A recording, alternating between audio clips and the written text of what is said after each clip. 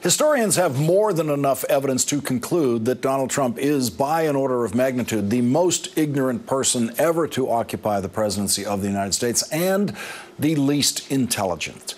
And that combination means that when new information is inserted into the Trump brain has very little processing power to analyze that information. And so the Trump brain tends to do one of two things: reject that new information or accept that new information. One of the most fascinating falsehoods, now apparently residing comfortably in the Trump brain, is the big lie inserted there by someone about the Soviet Union's invasion of Afghanistan and the defeat of the Soviet Union suffered in its 10 years of war in Afghanistan. Vladimir Putin wants the world to believe a lie about that chapter of Soviet history. And that lie is now best recited for American audiences by possibly the only American who believes it, Donald Trump. The reason Russia was in Afghanistan was because terrorists were going into Russia. They were right to be there. The problem is it was a tough fight, and literally they went bankrupt. Literally, they did not go bankrupt. They lost a war and were driven out of Afghanistan, but in the process essentially created al-Qaeda. And Donald Trump is now saying that the Soviet Union was right to do that. There has been much speculation by David Frum and by Rachel Maddow about how the president came to believe this extremely dangerous fairy tale. Vladimir Putin told an Austrian news agency last June that he and President Trump, quote, regularly talk over the phone. Surely Vladimir Putin has all of those phone calls recorded and transcribed. It is standard procedure for the President of the United States to have all of his phone calls with foreign leaders transcribed. If those transcripts exist, will they show Vladimir Putin planting this big lie into the mind of the most ignorant president in history? Back with us, David Frum. David, there is some possibility that the special prosecutor might try to subpoena transcripts of the president's phone calls with Vladimir Putin, and if those subpoenas succeed, we might learn some answers about this. We might. Apparently, there are something like a dozen officially recorded phone calls between President Trump and President Putin over the past 2 years. And there may be some kind of transcript there. But remember the casual approach the president has had to telephone security. He has had, at many points in the past, his own smartphone, which he has used without any particular security to it. We don't know whether he's got that phone right now. John Kelly made it a real project to take that phone away from him, but those projects tend not to succeed. So there may be many phone calls we don't know about. And Mick Mulvaney was asked about this. The new acting White House Chief of Staff, Jake Tapper, asked him yesterday, where did he get that idea from? And Mulvaney's answer was, I think that idea is born out of frustration. Mulvaney made no attempt to defend the truthfulness of the idea at all, just saying that the president is frustrated, therefore he's telling this big lie.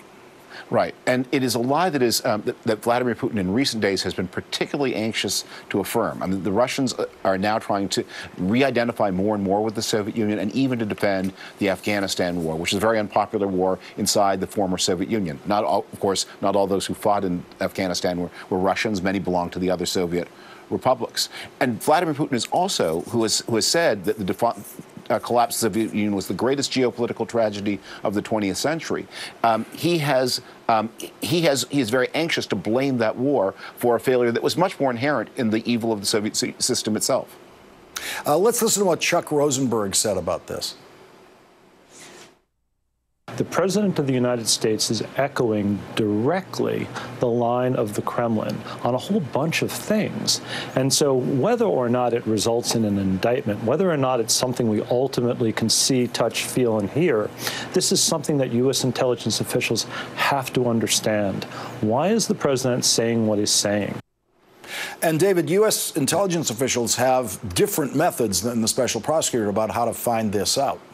Well, and Rachel Maddow made a fabulous point in her presentation on this, where she reminded everyone that in the very beginning of the Trump administration, that the Trump administration was accepting crazy Soviet propaganda, Russian propaganda, I should say, accusing Poland, our NATO ally, of meddling inside Belarus. That was completely false.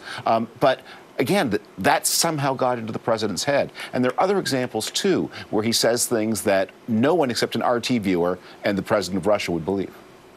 David Frum, thank you for joining us tonight. Thank you. Tonight's Last Word is next. Hi, everyone. My name's Mike. I'm the creator of Mox News. And for the last 15 years, I have been telling you that as long as I have the support of the community that I serve, Mox News will post videos forever. And that's the truth. As long as I have your support, no one could ever make me stop. Unfortunately, currently, less than 1/2 of 1/10 of 1% of Mox News viewers ever donate, tip, or contribute anything back. Again, let me make that really clear. Much less than 1/2 of 1/10 of 1% ever give anything back.